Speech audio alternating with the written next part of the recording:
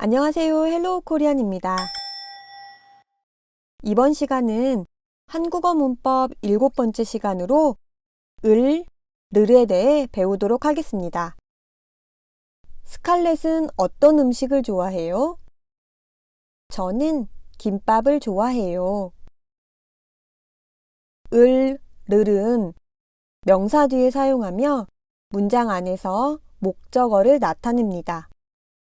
그럼 목적어가 어떤 것인지 알아볼까요? 저는 한국어를 공부해요.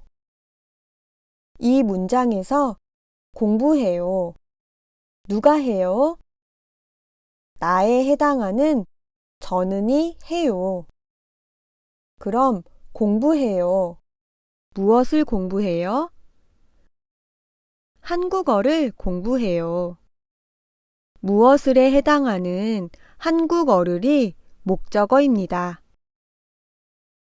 이렇게 목적어를 나타낼 때 사용하는 을, 르는 명사 뒤에 쓰고 동사 앞에 사용합니다. 하지만 모든 동사 앞에 사용하는 게 아닙니다. 을과 르는 타동사 앞에 사용합니다. 타동사는 동작의 대상인 목적어를 필요로 하는 동사를 말합니다.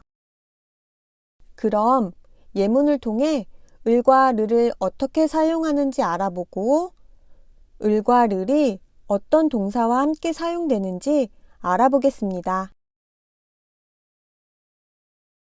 밥을 먹어요. 밥을 먹어요. 밥을 먹어요. 한국어를 공부해요. 한국어를 공부해요. 한국어를 공부해요. 운동을 해요. 운동을 해요. 운동을 해요. 커피를 마셔요. 커피를 마셔요.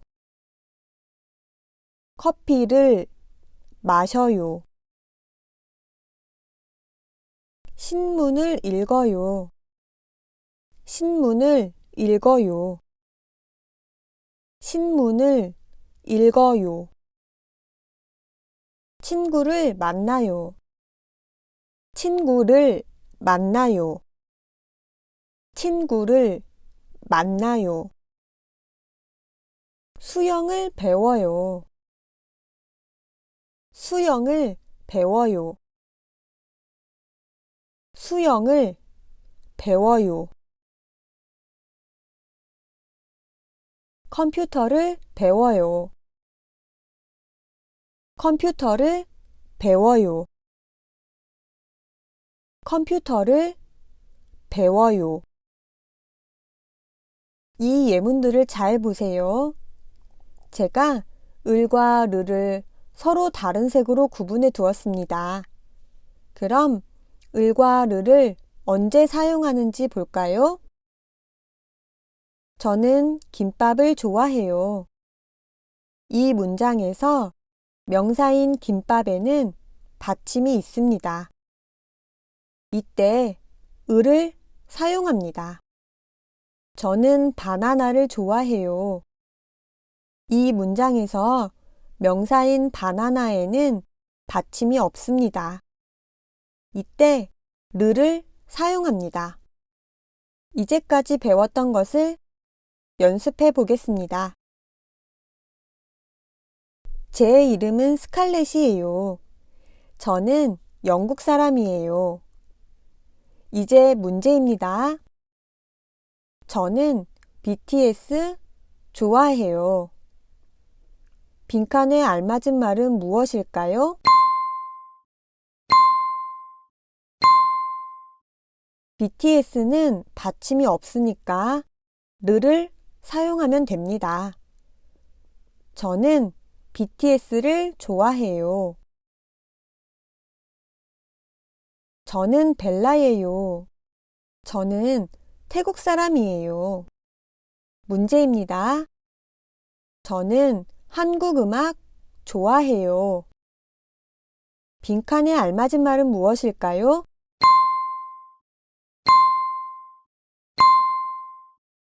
음악이라는 단어에 받침이 있으므로 을을 사용합니다.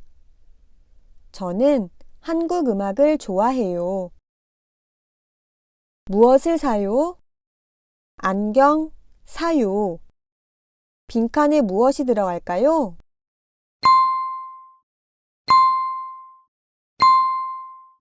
네, 받침이 있으니까 을을 넣으면 돼요. 안경을 사요. 안경을 사요. 무엇을 먹어요? 그림을 보고 문장을 만들어 보세요. 정답은 사과를 먹어요입니다. 사과는 받침이 없으니까 르를 사용하면 돼요. 사과를 먹어요. 이제 4개의 문장이 있어요. 을과 를 어떤 것이 들어가면 되는지 여러분이 정답을 생각해 보세요. 정답을 알아볼까요? 1번, 선생님은 받침이 있어요. 을을 넣으면 돼요. 선생님을 만나요. 2번, 바지는 받침이 없어요. 르를 넣으면 돼요.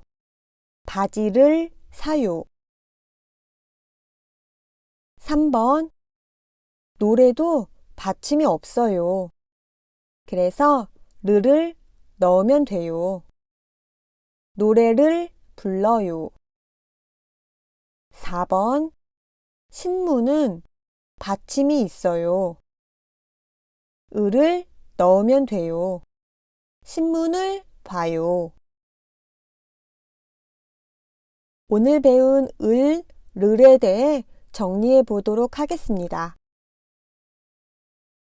을과 르는 명사 뒤에 사용하는데 수박, 책상과 같이 받침이 있는 명사에는 을을 사용합니다. 반대로 사과, 노래와 같이 받침이 없는 명사에는 르를 사용합니다.